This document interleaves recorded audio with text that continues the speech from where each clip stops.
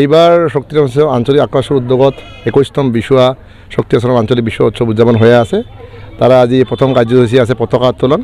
আমার আক্রাসুর পতাকা উত্তোলন কার্যসূচী লগতে আমার বিশুয়ার পতাকা উত্তোলন সাংস্কৃতিক পতাকা লগতে আমার 7 বিশুয়ার পতাকা উত্তোলন কার্যসূচী ইতিমধ্যে হয়ে গেল। আমার বর্তমান আমার বাকি কার্যসূচী আরম্ভ হয়েছে।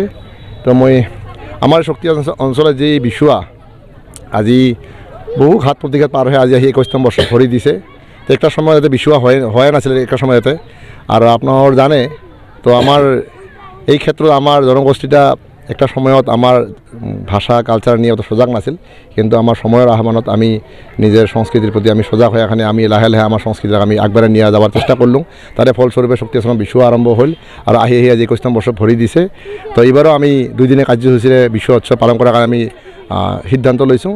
তারে ইতিমধ্যে প্রথম কার্যসূচী হয়ে গেল। পরবর্তী কার্যসূচী আছে আমার বৃক্ষরোপণ কার্যসূচী আছে আমার, তারপর আমার খেলাধুলার কার্যসূচী আছে আমার ল'ৰা ছোৱালীগিলাৰ মাজত। তারপাছতে আমার সন্ধ্যার সময় আছে আমার বিশুয়া ময়না আর বিশুয়া সুন্দরীর পাত বাখন কার্যসূচী আছে। আর অহাকালি আমার দিনত বিশেষ কার্যসূচী নাই, সন্ধিয়া আছে আমার বঁটা বিতরণ। তারপাছত আমার যিখিনি অতিথি আহিব অতিথিখিনি আমার সম্বর্ধনা লগতে আমার কালির এই 2 দিনের কার্যসূচীর মুখ্য আকর্ষণ সাংস্কৃতিক সন্ধিয়া। আর এই সাংস্কৃতিক সন্ধিয়ার মুখ্য আকর্ষণ হল আমার অসমের স্বনামধন্য যুৱ প্ৰজন্মৰ সাৰ্থক শিল্পী সান্নিধ্য ভূঞা। তেখেত অহাকালি আমাৰ এই অঞ্চলত গীতৰ চৰাই আগবঢ়াব।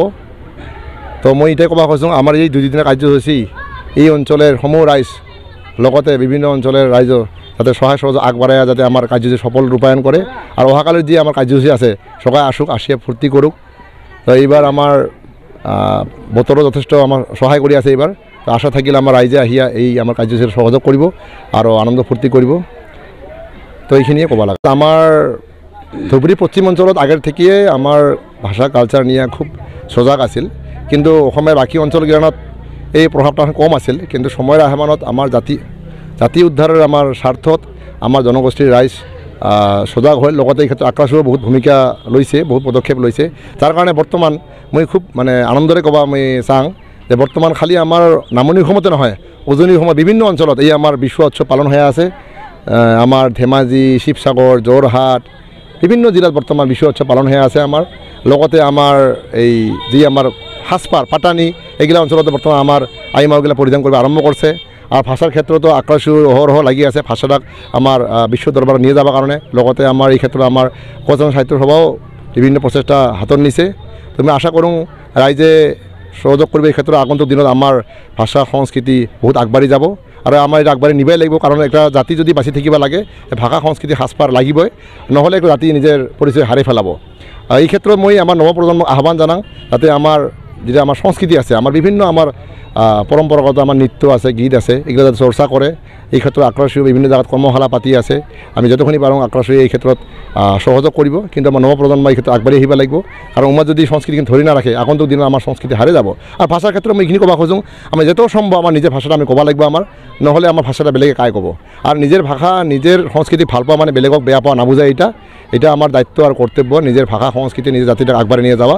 আর এই ক্ষেত্রে আক্ৰাসুৱে সবসময় আগভাগ নিব আৰ ৰাইজেৰ এই ক্ষেত্ৰে সহযোগ লাগিব।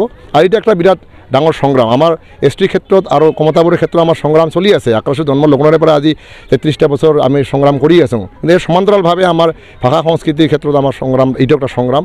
আৰ লগতে আমাৰ সবচেয়ে গুৰুত্বপূৰ্ণ কথা হল শিক্ষা। এই ক্ষেত্ৰত আমাৰ জনগোষ্ঠী বহুত পিছপৰা। আমার ডাঙর অফিসার নাই, সায়েন্টিস্ট নাই, ডক্টর নাই।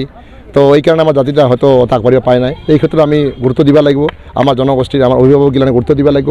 আর আক্ৰাসুৱে এই ক্ষেত্রে সবসময় আগভাগ নিব। তা আগন্তুক দিনত আমি যদি সবাই এইগিলা ক্ষেত্রে সজাগ হওঁ, সজাগ হয়ে আমি জাতিটাক সবাই মিলে আগবাড়ি নিয়ে যাওয়ার জন্য চেষ্টা করিব লাগে।